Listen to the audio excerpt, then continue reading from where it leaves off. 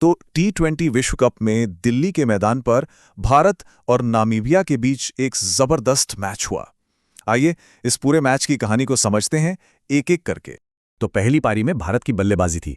कहानी शुरू हुई टॉस से, जो नामीबिया ने जीता और उन्होंने कहा हम पहले गेंदबाजी करेंगे। मतलब भारत के सामने चुनौती थी एक बड़ा स्कोर खड़ा करने की। चलिए देखते हैं कि भारत की पारी कैसी रही। तो भारत की तरफ से शुरुआत करने आए संजू सैमसन और आते ही उन्होंने दिखा दिया कि वो किस मूड में हैं। 3 जोरदार छक्के लगाए, लेकिन इसी तेजी में वो 22 रन बनाकर आउट हो गए। नामीबिया को कह सकते हैं पहली और बहुत जरूरी कामयाबी मिल गई। संजू के जाने के बाद मैदान पर थे ईशान किशन। उनके साथ भी एक दिलचस्प किस्सा हुआ। अंपायर ने उन्हें एलबीडब्ल्यू आउट दे दिया था, लेकिन रिव्यू ने उन्हें बचा लिया। और बस इस जीवनदान के बाद तो ईशान किशन ने जो हमला शुरू किया वो देखने लायक था। और ये नंबर 28, ये कहानी का एक बहुत बड़ा मोड़ था। पता ये क्या है? ये वो रन है जो ईशान किशन ने जे स्मिथ के सिर्फ 1 ओवर में बना डाले। 4 छक्के और 1 चौका। मतलब गेंदबाज के लिए किसी बुरे सपने जैसा था ये ओवर।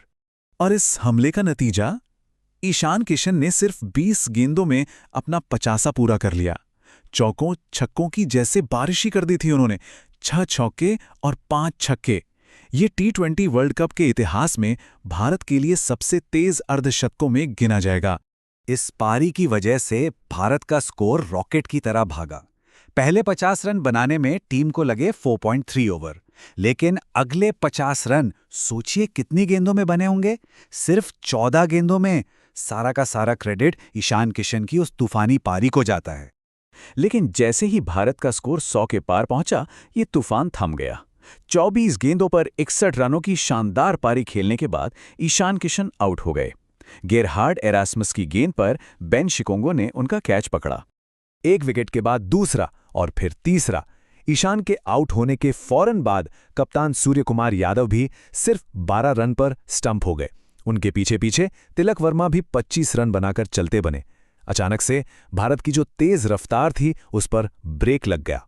जब लग रहा था कि शायद भारत 200 तक नहीं पहुंच पाएगा, तब मैदान पर आए हार्दिक पांड्या और उन्होंने वही किया जिसके लिए वो जाने जाते हैं, पारी को संभालना और फिर आखिरी में तेजी से रन बनाना। एक तेज तर्रार अर्धशतक लगाकर उन्होंने भारत का स्कोर 200 के पार पहुंचा दिया। ये देखिए 52 रन, वो भी सिर्फ 28 गेंदों पर। हार्दिक की इस पारी ने यह पक्का कर दिया कि भारत एक बहुत ही मजबूत टोटल तक पहुंचेगा। तो कुल मिला के देखें तो ईशान किशन, हार्दिक पांड्या और छोटे छोटे मगर अहम योगदान की बदौलत भारत ने 20 ओवर में 9 विकेट पर 209 रन बनाए। एक बहुत ही मजबूत स्कोर।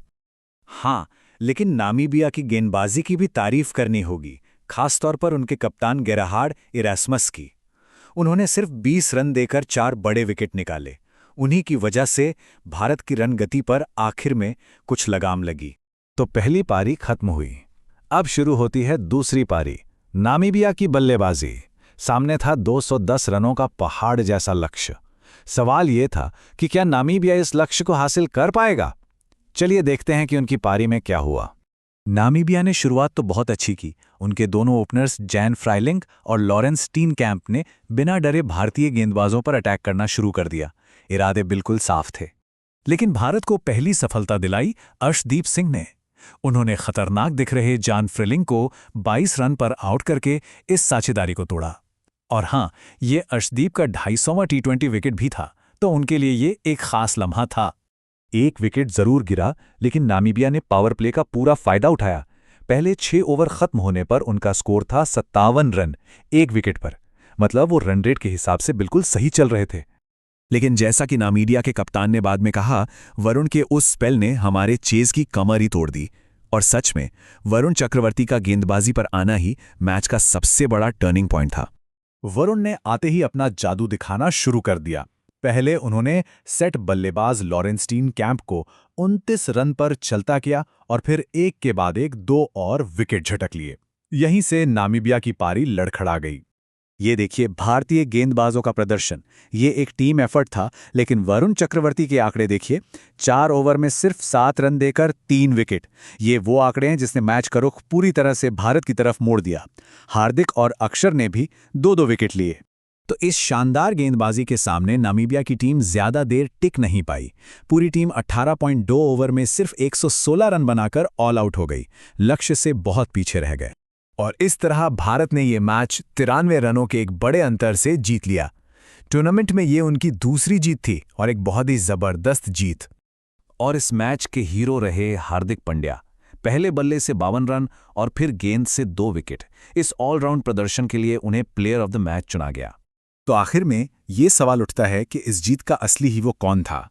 क्या वो विस्फोटक बल्लेबाजी थी जिसने 200 से ज्यादा का स्कोर खड़ा किया, या फिर वो कसी हुई स्पिन गेंदबाजी जिसने नामीबिया को लक्ष्य तक पहुंचने ही नहीं दिया? शायद जवाब यही है कि दोनों ने मिलकर इस जीत की कहानी लिखी।